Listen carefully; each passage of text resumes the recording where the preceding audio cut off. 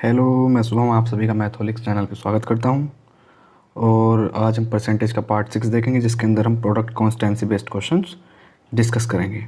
इससे पहले हम 5 पार्ट परसेंटेज के पढ़ चुके हैं। अगर किसी ने वो ना देखे हो तो जाकर आराम से देख ले। ठीक है, तो प्रोडक्ट कॉन्स्टेंसी की आज हम बात करते हैं। होता क्या है दरअसल, बड़ा अच्छा कॉन्सेप्ट है और काफ़ी जगह पर काम यूज होता है इसका। टाइम स्पीड डिस्टेंस में भी लग जाता है, टाइम एंड वर्क में लग जाता है, और एवरेज में भी इसका यूज होता है। ठीक है, इवन एरिया निकालने में भी कभी कभी इसका यूज़ हो जाता है। एरिया पे भी जब वो कुछ कहेगा कि लेंथ या ब्रेथ को बढ़ाने घटाने की बात करेगा उस टाइम पे। ठीक है, अब इसकी बात करते हैं हम। एक ऐसे समझिए इसको, अगर कहीं पे भी 3 एलिमेंट हमको दिए हुए हैं, 3 एलिमेंट में से किसी एक एलिमेंट को उसने कांस्टेंट किया हुआ है। जैसे कि हम जानते हैं स्पीड इनटू टाइम बराबर होता है डिस्टेंस। ठीक है, अगर यहाँ पे हम डी को से कांस्टेंट कर दें, ठीक है, डी को हम कर दें कांस्टेंट। कांस्टेंट करने का मतलब ये है कि स्पीड को हम बढ़ा दें। स्पीड को क्या कर दें, हम बढ़ा दें। स्पीड को मान लो हम कह देते हैं कि पहले S1 स्पीड से चल रहा था, अब S2 स्पीड से चल रहा है। ठीक है, और टाइम को हम कह देते हैं पहले उसको टाइम किसी डिस्टेंस के लिए T1 लग रहा था, अब टाइम T2 लग रहा है। यहाँ पे डिस्टेंस अभी भी सेम है, दोनों कंडीशन में डिस्टेंस सेम है। तो हम क्या कहेंगे, S1 T1 बराबर हो जाएगा हमारा S2 T2 के। या फिर यहाँ से हम क्या कह सकते हैं कि S1 अपॉन S2 जो होगा वो किसके बराबर हो जाएगा, T2 अपॉन T1 के। एक मिनट, यहाँ से हम क्या कह सकते हैं, देखो यहाँ से हम ये कह सकते हैं कि S1 अपॉन S2 किसके बराबर हो जाएगा, T2 अपॉन T1 के। बस इस चीज़ को याद रखना है कि जब भी हमारी डिस्टेंस इक्वल होगी, ठीक है, डिस्टेंस हमारी कांस्टेंट होगी, तो स्पीड और टाइम का जो रेशियो है वो क्या हो जाएगा, एक दूसरे का अपोजिट हो जाएगा। जैसे कि क्वेश्चन में देखेंगे भी आगे हम, स्पीड का रेशियो अगर उसने 2 से 3 दे रखा है, कह दिया कि पहले से उसकी जो स्पीड है 50% हमने बढ़ा दी है, यानी कि 2 से 3 होगी 50% बढ़ने का मतलब। तो टाइम का रेशियो जो वहाँ से आएगा ना, वो टाइम का रेशियो 3:2 आएगा। ये चीज़ हमको सीखनी है। ठीक है, अभी तो यहाँ पे डिस्टेंस इसने इक्वल की है। मान लो डिस्टेंस इक्वल ना करके स्पीड को कांस्टेंट कह दे, है ना, स्पीड को कांस्टेंट कह दे या टाइम को कांस्टेंट कह दे, तो क्या करेंगे हम। अभी हमको पता है, जैसे कि देखो स्पीड बराबर होता है डिस्टेंस अपॉन टाइम। ठीक, ये यहाँ पे एक चीज़ आपने देख ली कि प्रूफ हो गया कि S1 S2 का जो रेशो होगा T2 T1 का जो रेशो होगा एक दूसरे के अपोजिट होंगे। कब, जब डिस्टेंस सेम है। तो यहाँ से एक चीज़ देखो, अगर मैं डी को कांस्टेंट कर दूँ तो यहाँ से x जो है इन्वर्सली प्रोपोर्शनल हो जाएगा 1/t, यानी कि जो स्पीड का रेशियो होगा वो t का उल्टा होगा। ठीक, या t का जो रेशियो होगा वो स्पीड का उल्टा होगा अगर d सेम है तो। ठीक, और यहाँ पे हम कह दें कि भाई t को हम क्या करते हैं, t को कांस्टेंट कर देते हैं। मान लो टाइम हमारा कांस्टेंट दे दिया उसने कि टाइम कांस्टेंट है और स्पीड और d में, स्पीड और डिस्टेंस में वेरिएशन है, तो वहाँ पे s directly proportional to d हो जाएगा। उसका मतलब क्या होगा कि स्पीड का जो रेशियो होगा वही रेशियो हमारा डिस्टेंस का भी होगा। ठीक, यही प्रोडक्ट कॉन्स्टेंसी है, और कैसे कैसे आगे यूज होगी इसको क्वेश्चन में हम देखेंगे। ठीक, अभी फ़िलहाल के लिए इसको याद रखना और देखते हैं अपना आगे क्या है। देखो मैंने कहा था ना कि 3 एलिमेंट जहाँ पे भी होंगे, 3 एलिमेंट के बीच में हम प्रोडक्ट कॉन्स्टेंसी बड़े आराम से इस्तेमाल कर सकते हैं। जैसे कि टाइम स्पीड और डिस्टेंस में होगी, डिस्टेंस अगर इसने हमको इक्वल दे रखी है, कांस्टेंट दे रखी है डिस्टेंस, तो टाइम का और स्पीड का जो रेशियो होगा वो एक दूसरे का उल्टा होगा। ठीक है, इफ़िशियंसी इनटू टाइम बराबर हमारा वर्क डन होता है। मान लो किसी आदमी को एक दिन में कोई 20 काम कर लेता है एक आदमी, या 20 रोटियां खा लेता है एक दिन में। ठीक है, तो एफिशिएंसी उसकी 20 होगी, और टाइम उसको मान लो 3 दिन में कितनी खाएगा वो, हम कह देंगे 60 खाएगा। यानी कि इफ़िशियंसी 20 थी एक दिन की, 3 दिन उसका टाइम लगा कितनी रोटियां खाने में, 60 रोटियां खाने में। अगर वो 60 को फिक्स कर दे, वर्क टन को हमारे फिक्स कर दे, तो हम कह देंगे इफ़िशियंसी का जो रेशियो होगा वही टाइम का उसका उल्टा हो जाएगा। ठीक है, ऐसे ही प्राइस और कंजम्पशन वाला तो मैं ऑलरेडी, मैंने पार्ट 5 इसका लिया था, क्या नाम, परसेंटेज का पार्ट 5 कराया था, उसके अंदर मैंने प्राइस और कंजम्पशन वाला ऑलरेडी क्वेश्चंस करा दिए थे, तो आप वहाँ पे जाके देख सकते हो। और वहाँ पे और भी अच्छे से एक्सप्लेन किया है मैंने कि प्रोडक्ट कॉन्स्टेंसी दरअसल कैसे कैसे हम इस्तेमाल करते हैं। तो इसका भी सेम ही फंडा है कि अगर प्राइस हमारा बढ़ेगा या घटेगा, है ना, तो कंजम्पशन पे फ़र्क पड़ेगा। अगर एक्सपेंडिचर को सेम रखना है तो मान लो प्राइस हमारा क्या हो जाए, एक चीज़ समझो कि कोई भी चीज़ हमारी मान लो ₹20 किलो है, हम 3 किलो लेके आ रहे हैं, ठीक है, तो कितने रुपए खर्च कर आ रहे हैं? ₹60 खर्च करके आ रहे हैं। उसके बाद मैं कहूँ कि वो उस चीज़ को हमने ₹30 कर दिया, उसका जो प्राइस है ₹30 कर दिया, जो चीज़ ₹20 प्रति किलो मिल रही थी अब हमने ₹30 प्रति किलो कर दी, खर्च अभी भी ₹60 करनी है, तो फिर हम कितने लेके आएंगे? केवल 2 किलो ही लेके आएंगे ₹60 में। तो यहाँ से देखो रेशियो कितना हो गया? 3:2 हो गया, किसका? हमारे कंजम्पशन का, और हमारा जो प्राइस था वो 2:3 है। तो दोनों के दोनों क्या होगा? एक दूसरे के उल्टे होगा जब एक्सपेंडिचर को हमने सेम रखा है, ठीक है। प्राइस हमारा 2 से 3 हुआ, यानी कि 20 से 30 हुआ, और कंजम्पशन हमारा 3 से 2 हो गया, ठीक। लेंथ इंटू ब्रेथ में क्या कहेगा? अगर एरिया सेम रखेगा तो लेंथ बढ़ाएगा तो ब्रेथ घटेगी, ब्रेथ बढ़ाएगा तो लेंथ घटेगी, ठीक है। इसमें भी सेम तरीके से काम करेगा ये। बात करते हैं अपने एवरेज की, तो average into number of elements is equals to total sum होता है हमारा, ठीक। तो वहाँ पे अगर टोटल सम सेम कांस्टेंट रखता है वो, तो एवरेज और नंबर ऑफ एलिमेंट्स एक दूसरे के अपोजिट रेशियो देते हैं, इस चीज़ को याद रखना। बाकी जैसे जैसे हमारे क्वेश्चन आएंगे आगे हम उनको डिस्कस करते रहेंगे और अच्छे से आपको और भी चीज़ें समझ में आएंगी, ठीक। नेक्स्ट देखते हैं अपना पहला क्वेश्चन, देखते हैं हमारा क्या है। Price of sugar is going up by 20%, ठीक है, चीनी की कीमत में 20% की बढ़ोतरी हो गई है। Find the percentage reduction in consumption a family should adopt so that the expenditure remains constant.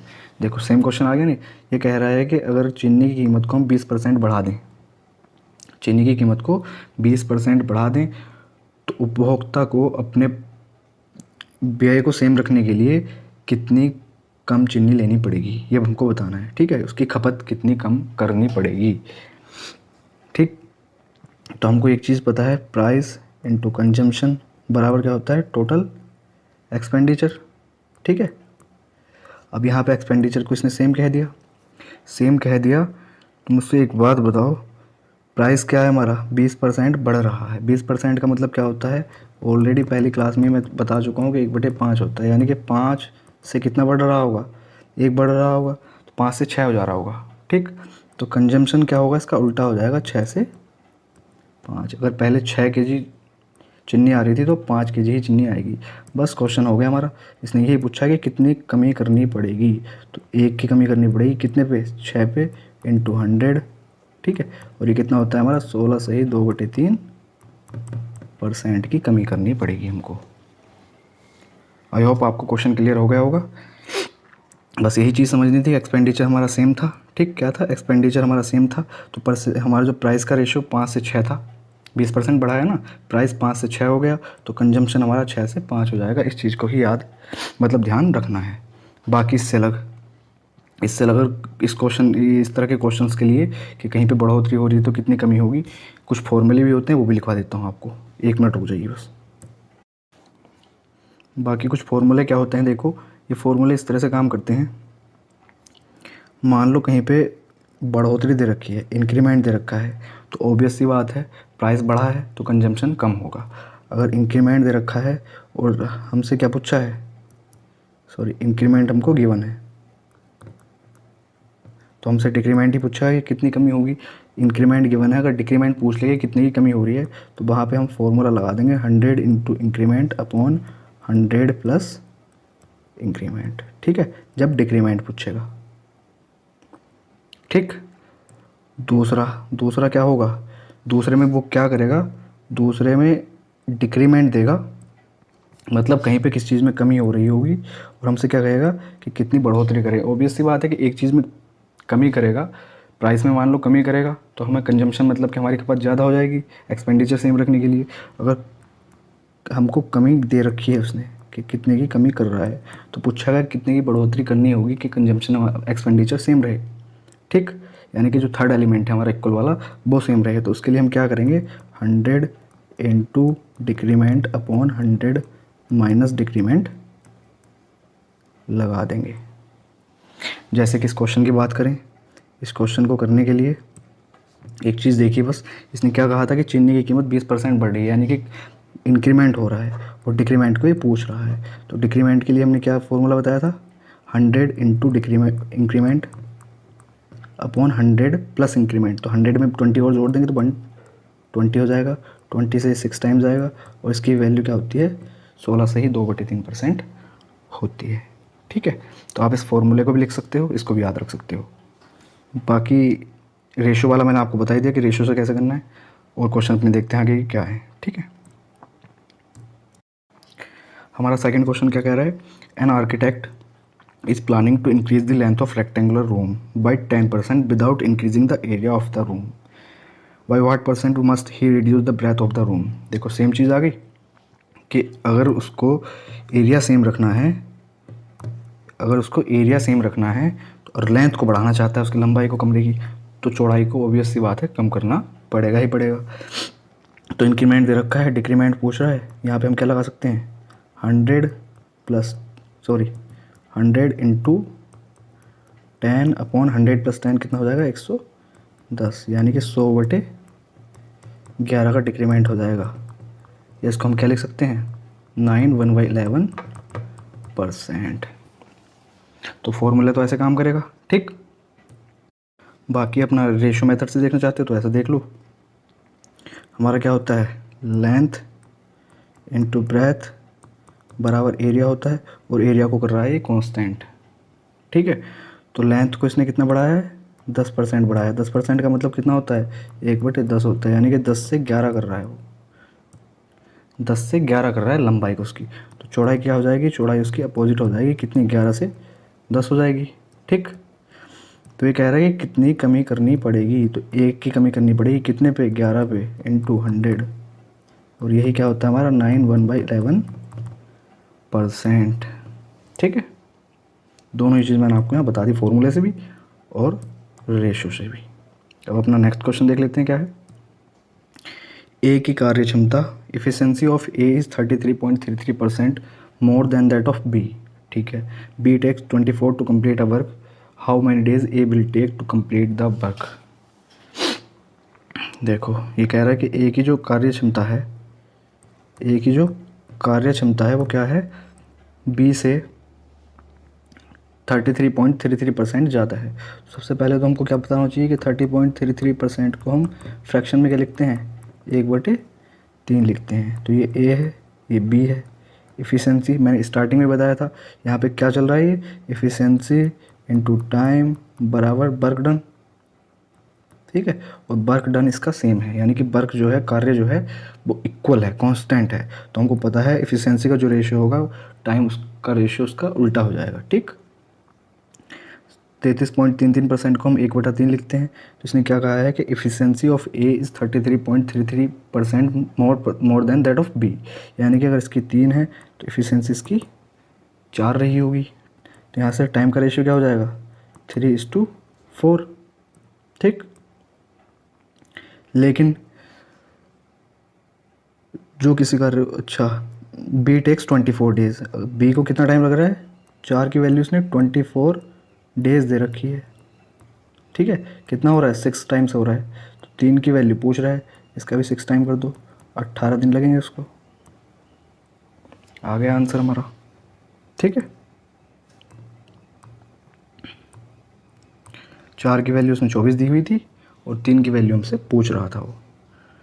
हमने एक बार फिर से समझ लो क्वेश्चन के अंदर क्या क्या है। इफ़िशेंसी हमारी 3 से, बी की अगर 3 थी तो ए की जो है इससे 33.33% ज़्यादा थी। हमने बी की 3 मानी तो ए की हमारी 4 हो जाएगी। क्या, इफ़िशेंसी, कार्य क्षमता। मैंने बताया था कि कार्य क्षमता इंटू समय बराबर होता है हमारा टोटल कार्य। ठीक है, कुल कार्य, और कुल कार्य को इसने फिक्स कर रखा है। तो इफ़िशेंसी अगर 4 से 3 हुई है तो टाइम 3 से 4 लग रहा होगा। ऑब्वियस बात है कि जितनी ज़्यादा इफ़िशेंसी होगी टाइम उतना कम लगेगा। ठीक, कार्य क्षमता हमारी जितनी ज़्यादा होगी हम उतने ही कम समय में उस कार्य को कर सकते हैं। तो टाइम हमारा 3 से 4 हो रहा होगा, पर 4 की वैल्यू इसने 24 दिन दे रखी है, तो 3 की वैल्यू पूछ रहा है, 3 की कितनी हो जाएगी, 18 हो जाएगी। नेक्स्ट क्वेश्चन देखते हैं। ये देखो, ये क्वेश्चन कई बार आया हुआ है एग्ज़ाम्स के अंदर, इसको अच्छे से समझना, और कहीं ऐसा क्वेश्चन देखो तो इस चीज़ को अप्लाई करना। इसका फॉर्मूला भी लिखवा दूँगा एक बैच में। ठीक है, बाकी जो हमने भी सीखा है प्रोडक्ट कॉन्स्टेंट्स, इससे करने की कोशिश करेंगे इसको। ये क्या कह रहा है कि a man travels from his home to office at 4 kilometre per hour and reaches his office 20 minute late. एक आदमी अपने घर से कार्यालय की ओर 4 किलोमीटर प्रति घंटा की यात्रा की दर से यात्रा करता है। ठीक है, और 20 मिनट की देरी से पहुंचता है। यदि गति 6 किलोमीटर प्रति घंटा होती तो 10 मिनट पहले पहुंच जाता। तो घर से कार्यालय की दूरी बतानी है हमको। यहाँ से एक बात बताओ, घर से लेके यहाँ पे हो क्या रहा है, देखो यहाँ पे डिस्टेंस हमारी क्या है, सेम है, कांस्टेंट है, ठीक है। डिस्टेंस क्या है हमारी, कांस्टेंट है। और स्पीड का रेशियो क्या है, पहले वो 4 से जा रहा था, बाद में 6 से जा रहा था। इसको हम छोटा कर सकते हैं और भी 2:3 कह सकते हैं, ठीक है। दोनों साइड 2 से इसको डिवाइड कर लिया। तो हमको पता है जब डिस्टेंस सेम है तो स्पीड का रेशियो अगर 2:3 है तो टाइम का रेशियो 3:2 हो जाएगा, ठीक है। लेकिन इनके बीच में एक यूनिट का गैप आ रहा है। एक यूनिट का गैप कौन सा है, यही एक यूनिट का गैप ये है जो 10 मिनट पहले पहुंच जा रहा है और 20 मिनट देरी से पहुंच रहा है, यानी कि 30 मिनट का गैप बीच का है दोनों का, ठीक। यानी कि 30 मिनट का गैप दोनों के बीच का है। एक यूनिट की वैल्यू 30 मिनट है, ठीक है। तो 3 की वैल्यू कितनी हो जाएगी, या 2 की निकाल लो, 2 की वैल्यू कितनी हो जाएगी, 1 घंटा हो जाएगी, 1 आवर, ठीक। अब इसने हमसे डिस्टेंस पूछी है, डिस्टेंस कहीं से भी किसी भी वैल्यू से निकाल लो, s/t स्पीड इंटू टाइम तो करना है, या तो इस वाली साइड में पुट कर लो या इस वाली साइड में पुट कर लो। तो डिस्टेंस बराबर स्पीड इंटू टाइम है। अगर स्पीड 3 है तो 1 घंटा लग रहा है, यानी कि 3 किलोमीटर डिस्टेंस रही होगी, ठीक है। बाकी इसका अगर फॉर्मूला देखना चाहते हो, इस पर्टिकुलर क्वेश्चन, पर्टिकुलर तो नहीं कहेंगे, कई जगह अप्लाई हो जाता है वो, तो 1 मिनट रुको, अभी फॉर्मूला ही बताता हूँ इसका। फॉर्मूला देखो इस क्वेश्चन के लिए ये होता है, डायरेक्ट वहाँ से हम डिस्टेंस निकाल सकते हैं। स्पीड जो दोनों दे रखी हैं उनकी मल्टीप्लाई कर दिया करो, अपॉन में स्पीड जो दोनों है उनका डिफरेंस ले लिया करो, इनटू टाइम। टाइम हमें कैसे लेना है, अगर मान लो देरी हो रही है दोनों जगह तो उसको हम क्या करेंगे, माइनस करेंगे। अगर दोनों ही जगह दोनों ही बार वो जल्दी पहुंच जा रहा है तो भी माइनस करेंगे। लेकिन अगर एक बार देरी से पहुंच रहा है, जैसे यहाँ 20 मिनट देरी से पहुंच रहा था और फिर 10 मिनट पहले पहुंच रहा था, जब ऐसी कंडीशन आए अपोजिट वाली, तो यहाँ पे टाइम को जो है ऐड कर दिया करो, ठीक है। और मिनट में दिया हुआ है तो 60 से डिवाइड करके आवर्स में बदल लिया करो। बड़ा अच्छा, इसको बस दिमाग में सेट रखना है, ऐसी बहुत यूजफुल फार्मूला है। मैं हमेशा कोशिश करता हूँ कि इसी तरीके से क्वेश्चन करता हूँ। जैसे कि 4 थी पहली, अब 6 हो गई, 2 का इनके बीच का गैप, ठीक। और टाइम कितना हो गया, प्लस कर देंगे 30 और अपॉन में हो जाएगा 60, ठीक है। ये आ गया हमारा, और 20-10-30, ठीक, हाँ ठीक है। तो यहाँ से हम क्या करेंगे, इसको 30 से 2 टाइम्स ले जाएगा, 2 और 2 मिल के 4 हो जाए, 4 टाइम, इसको 4 ऊपर वाले 4 को काट देंगे और यहाँ से हमारी वैल्यू आ जाएगी 6 किलोमीटर। डायरेक्ट आंसर आता है। अच्छा, पहले 3 किलोमीटर आ रहा था, मिस्टेक होगी पहले वाले में कहीं, इसको देखते हैं, 1 मिनट रुको, पहले वाले में कहीं मिस्टेक होगी। अच्छा हाँ, ये देखो, ये हमारा 1 आवर आया था ना दूसरी वाली कंडीशन में, 2 की वैल्यू 1 आवर आ गई थी, लेकिन वहाँ पे एक्चुअल स्पीड क्या थी हमारी, 6 थी। तो यहाँ पे हमको क्या रखना है, 6 रखना है।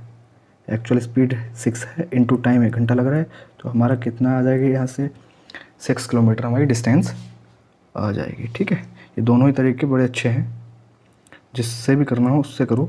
पर ये बाकी ये फार्मूला जो है ये अपने आप में काफ़ी अच्छा फार्मूला है, इसको याद कर लेना, और इस टाइम स्पीड डिस्टेंस में अच्छे से पढ़ लेंगे इसको।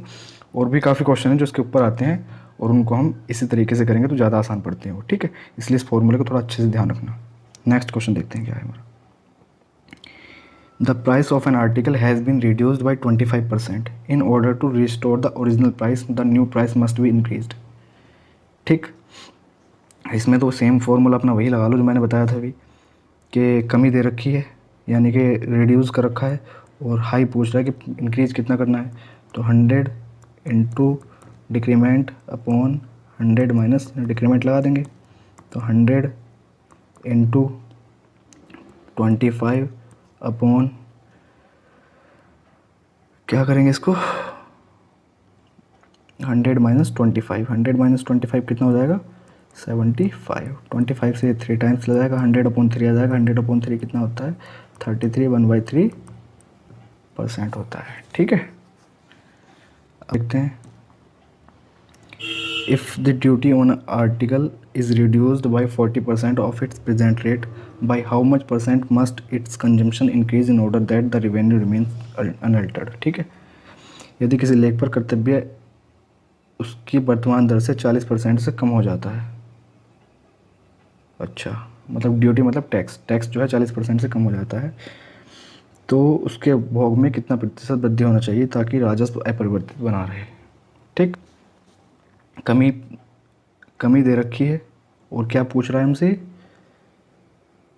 कंजम्पशन को कितना बढ़ाया जाए। ठीक है, जिससे कि हमारा रेवेन्यू क्या रहे, अनअल्टर्ड रहे, यानी कि अपरिवर्तित रहे।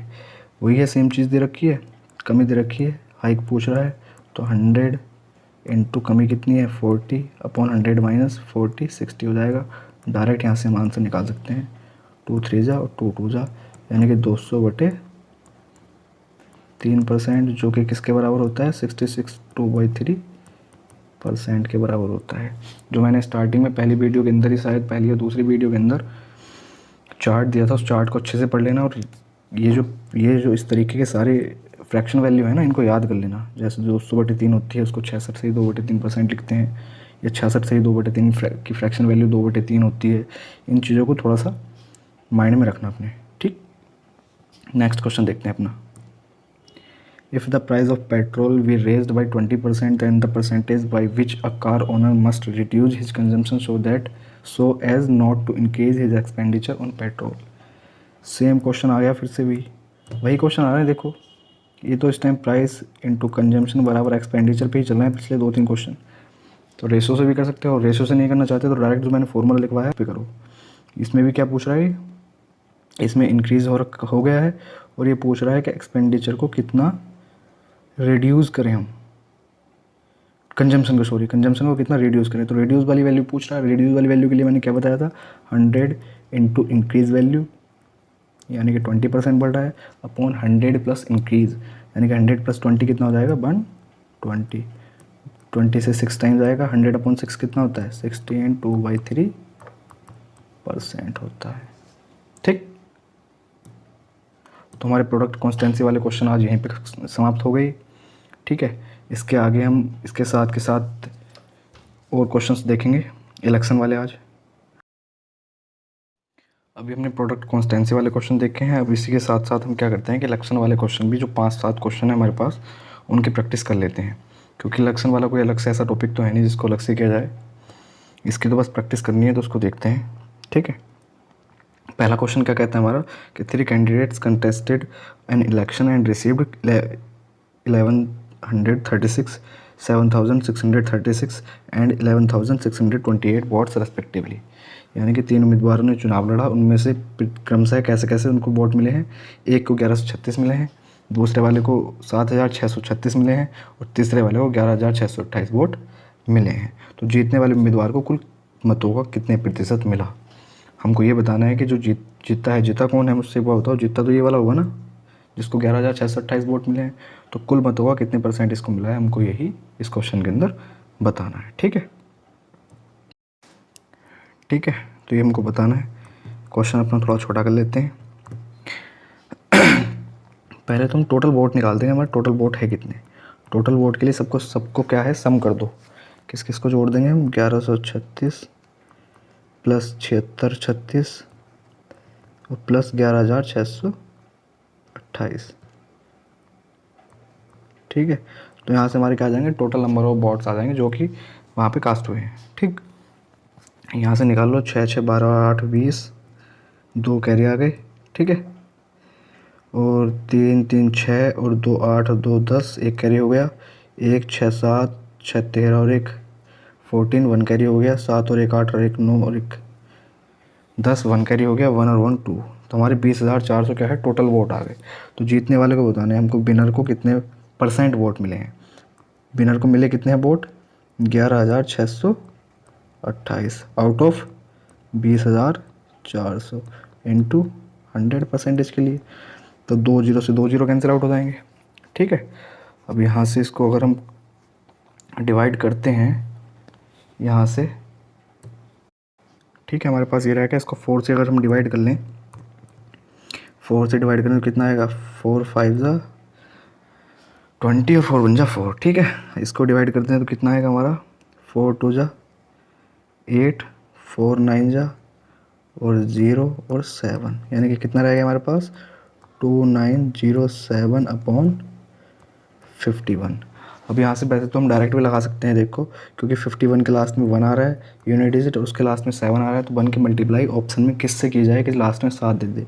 अकेला ऑप्शन 57% है जो कि ये वैल्यू दे सकता है। बाकी इसको सोल्व भी कर सकते हैं, सोल्व करने में कुछ नहीं है।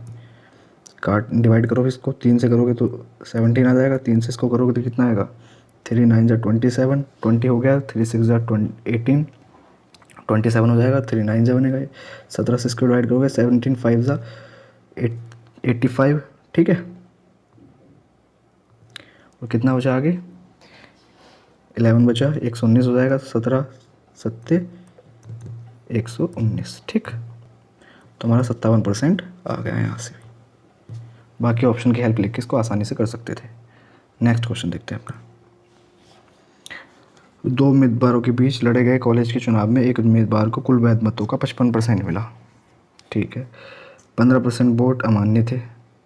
यदि कुल वोट 15,200 थे तो दूसरे उम्मीदवार को मिले वैध वोटों की संख्या क्या होगी, ये हमको बताना है,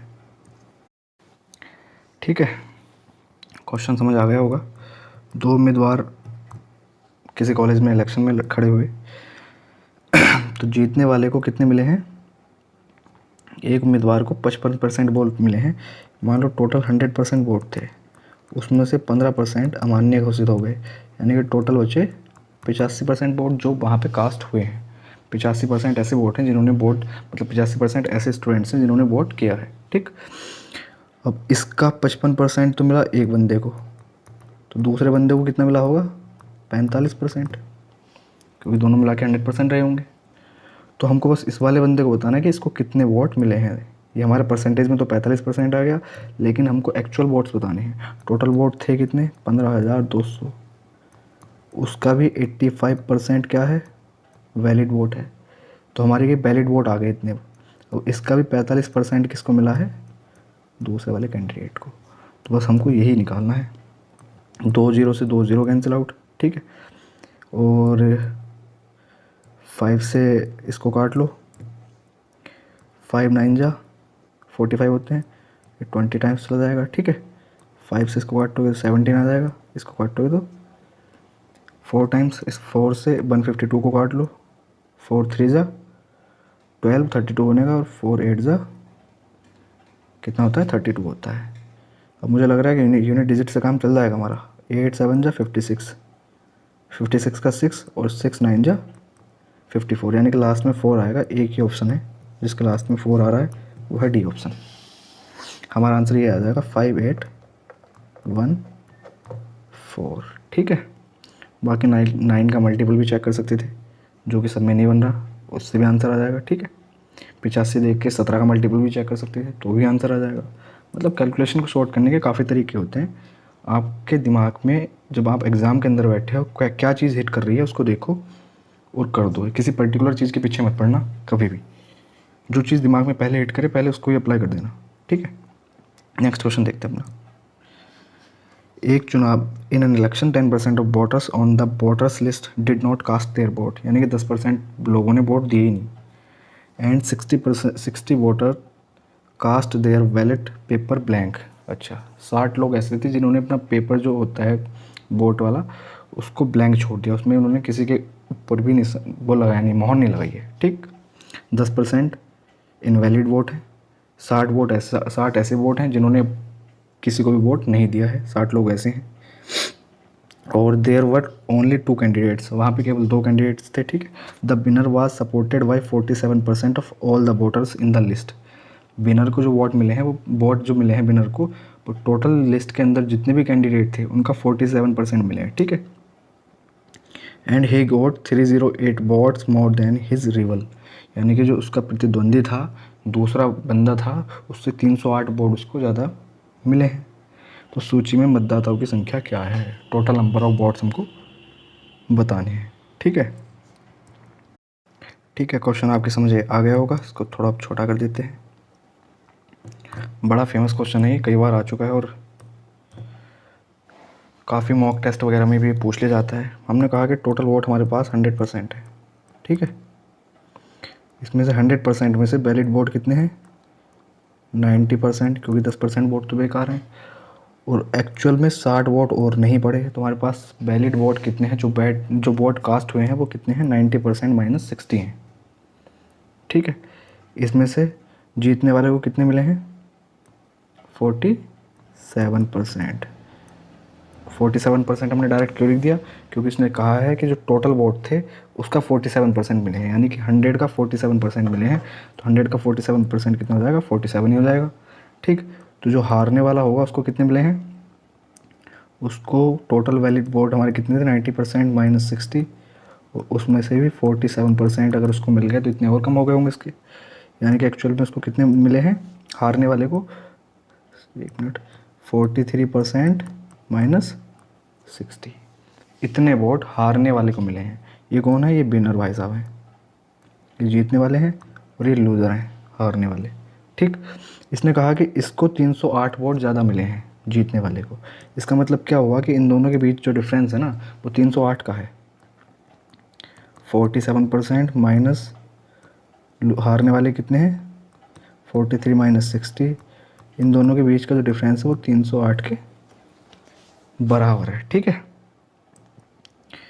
अब यहाँ से 47, ये माइनस जो है अंदर जाएगा तो इसको माइनस बना देगा, इसको प्लस बना देगा। तो 47% माइनस 43% कितना हो जाएगा? 4%। और ये माइनस माइनस प्लस करके प्लस के 60 हो जाएंगे, प्लस के 60 उधर जाके माइनस हो जाएंगे, यानी कि 4% बराबर किसका आ जाएगा?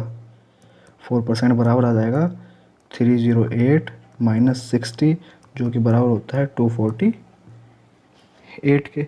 यहाँ से हम क्या कह देंगे? 1% की वैल्यू कितनी आ जाएगी? 60, 4 6 जा 24 और 4 2 जा 8। 100% की वैल्यू पूछ रहा है, 2 जीरो इधर लगा दो, 2 जीरो इधर लगा दो, 62 हमारा आंसर आ जाएगा। ठीक है। इतना ही क्वेश्चन था, हमारा आंसर क्या आ गया इसका? 62 आंसर आ गया। अच्छा क्वेश्चन है, कई बार पूछा हुआ है। अपना नेक्स्ट क्वेश्चन देखते हैं क्या है। एक चुनाव में 2 उम्मीदवार होते हैं। ठीक है। 10,000 मतदाताओं ने अपना वोट नहीं डाला। ठीक है। 75% वोट पड़े, इंग्लिश में ही पढ़ना पड़ेगा। There are 2 candidates in an election. 10,000 voters did not cast their vote. 75% of casted votes are invalid. Winning candidate won by 2,250 votes and losing candidate got 18% of total votes. Find the total number of votes. ठीक है। Question आपको समझ आ गया होगा, इसको छोटा कर देते हैं थोड़ा। क्वेश्चन समझिए कि क्या कह रहा है कि 10,000 मतदाताओं ने वोट नहीं डाले टोटल। पहले तो सबसे पहले हम क्या काम करेंगे? टोटल नंबर ऑफ वोटर्स मान लेंगे 100%। ठीक है। अब इन 100% में से भी 1 मिनट, 100% में से भी 10,000 लोगों ने वोट डाला ही नहीं, तो हमारे वोट आ गए जो वोट डाले गए हैं। लेकिन वैलिड वोट जो हैं, ये जो हमारे वोट डाले गए हैं ना, इनका 75% ही वैलिड वोट है। यानी कि अगर इतने वोट पड़े थे तो इनका 25% वोट ख़राब हो गए, 75% ही वैलिड वोट हैं। तो इसके 75% इनका निकाल लो। Total number of valid vote निकालने के लिए 100% का 75% कितना होगा? 75% माइनस 10,000 का 75% कितना हो जाएगा? 7500 हो जाएगा। ठीक है। अब इसके बाद क्या कहा है इसने? इसके बाद 2 कैंडिडेट हैं, ये तो हमको पता ही है, एक विनर है, एक लूज़र है। तो लूज़र को टोटल का 18% मिला है, यानी कि 100 का 18% कितना हो जाएगा? 18 ही हो जाएगा। तो मुझे एक बात बताओ, इसमें से 18% माइनस कर देंगे तो विनर को कितने मिले होंगे? 57% माइनस 7500 मिले होंगे। ठीक है। अभी भी क्या हो रहा है कि ये जो है, ये बंदा विनर जो है 2250 वोटों से जीत रहा है। इसका मतलब क्या हुआ? इन दोनों के बीच का डिफरेंस कितना है? 2250 के बराबर है। ठीक है। तो 57% में से 18% जाएंगे तो कितना बचेगा? 39%। और 75 से उधर जाके ऐड हो जाएंगे 2250 के अंदर, तो कितना आ जाएगा? 9750। 39 की वैल्यू इतनी है, 100% की निकालनी है। बड़ा आसानी से तो हम निकाल सकते हैं, इसमें तो कुछ है ही नहीं। 9750 बटे 39 इंटू 100। ठीक। 13 से डिवाइड करो, 13 3 जा 39 होते हैं। इसको काटेंगे तो कितना, 13 7 91 और 13 पंजे 65, 750 बनेगा। 3 से काटेंगे कितना, 250 आ जाएगा और 2 जीरो ये, तो 2 जीरो ये लग जाएंगे। यानी कि टोटल नंबर ऑफ बोट्स हमारे कितने आ गए, 25,000 आ गए। ठीक, इसको छोटा करके बता देता हूँ एक बार फिर से, 1 मिनट रुको। ये देखो हमने क्या किया है, हमने टोटल नंबर ऑफ बोट्स कितने माने थे, टोटल नंबर ऑफ बोट कितने माने हमने, 100% माने थे। ठीक है, उसमें से इसने कह दिया कि 10,000 बोट डाले ही नहीं गए, तो 100% में से हमने 10,000 को माइनस कर दिया, तो इतने हमारे डाले हुए बोट हैं। लेकिन जितने बोट डाले गए हैं उनका भी 75% ही वैलिड हुए हैं, 25% इनवैलिड घोषित हो गए। तो इनका 75% कितना हो जाएगा, 100 का 75% 75 होता है और 10,000% 7500 होता है। इतने हमारे वैलिड बोट हैं। ठीक है, इन वैलिड वोट में से विनर को कितने मिले हैं और लूज़र को कितने मिले हैं, इस चीज़ को देखें अगर हम, तो इसने कहा था कि 18% मिलता है टोटल का, किसको, लूज़र को। तो लूज़र को 18% मिल रहा है, यानी कि 100 का, तो 18% इसको मिल रहा है। तो 75% माइनस 7500 में से अगर 18% माइनस कर देंगे तो विनर को कितना मिल रहा होगा, 57% माइनस 7500 मिल रहे होंगे। ऐसा करने के बावजूद जीतने वाले को 2250 वोट ज़्यादा मिल रहे थे। इसका मतलब क्या हुआ कि दोनों के बीच का डिफरेंस 2250 होगा। ठीक है, तो हमने डिफरेंस निकाल दिया इनका, 57% में से 18% माइनस करेंगे तो 39% आ जाएगा और 7500 उधर जाके प्लस हो जाएगा, जो कि 9750 बना लेगा। तो 39% की वैल्यू 9750 है। 100% की हमसे पूछिए, जो हमारी कितनी आ गई, 25,000। ठीक है, नेक्स्ट क्वेश्चन देखते हैं अपना। In an election between two candidates one got 55% of total valid votes, 20% of votes are were invalid. ठीक है, 20% वोट ऐसे थे जो इनवैलिड घोषित हो गए। जो बचे वैलिड वोट उनका 55 जीतने वाले को जो है, एक को जो है 55% वोट मिले हैं टोटल का, टोटल वैलिड वोट का। ठीक है, if the total number of votes was 7,500 the number of valid vote that one the other candidate got. हमको ये बताना है, दो उम्मीदवारों के बीच एक चुनाव हुआ। ठीक है, कुल वैध मतों में से 55% वोट मिले एक को, तो दूसरे वाले को कितने मिले होंगे, 45% मिले होंगे। पहले तो अपना हम क्या करते हैं कि वैलिड वोट चेक कर लेते हैं, वैलिड वोट हमारे है कितने। ठीक, टोटल वोट हमारे पास कितने थे, इसने टोटल वोट हमको दे रखे हैं 7500। इसमें से 20% वोट इनवैलिड है, यानी कि वैलिड वोट कितने हैं, 80%। ठीक है, 80% इतने हमारे वैलिड वोट हैं। ये कैसे आए हैं, हमारे वैलिड वोट हैं ये। ठीक, टोटल को हटाओ, टोटल तो हमारे 7500 हैं, यहाँ पे लिखता हूँ मैं वैलिड वोट। अब जो दूसरे कैंडिडेट को, एक कैंडिडेट को कितने मिल रहे हैं, फर्स्ट कैंडिडेट को 55% मिल रहे हैं। तो मुझे एक बात बताओ, जो सेकंड कैंडिडेट होगा उसको कितने मिल रहे होंगे, 45% मिल रहे होंगे। किसका, वैलिड वोट का। अब वैलिड वोट कितने हमारे, 7500, उसका 80% ये वैलिड वोट है, और इसका भी 45% निकाल दें अगर हम, तो हमारा क्या आ जाएगा, दूसरे कैंडिडेट को मिले हुए वोट आ जाएंगे इससे। ठीक है, बस कैलकुलेट कर दो, तो कुछ बचा ही नहीं इसके अंदर। इस परसेंटेज को हटाओगे यहाँ से तो नीचे जीरो लग जाएंगे, तो यानी कि 100, यहाँ से भी नीचे 2 जीरो लग के 100 हो जाएगा ये। ठीक है, 2 जीरो से 2 जीरो कैंसिल आउट, 20 से इसको काट लो, 20 चौके और 20 पंजे, 5 से इसको 9 टाइम्स काट लो। ठीक, अब हमारे पास क्या बचा, 75 × 4 × 9 ये बचा। ठीक है, 75 × 4 कितना होता है, 75 दूनी 150 दूनी 300 × 9 बराबर 2700। हमारे क्या आ गए, दूसरे कैंडिडेट को मिले हुए वोट आ गए। ठीक है, यही इसने इस क्वेश्चन के अंदर हमसे पूछा था।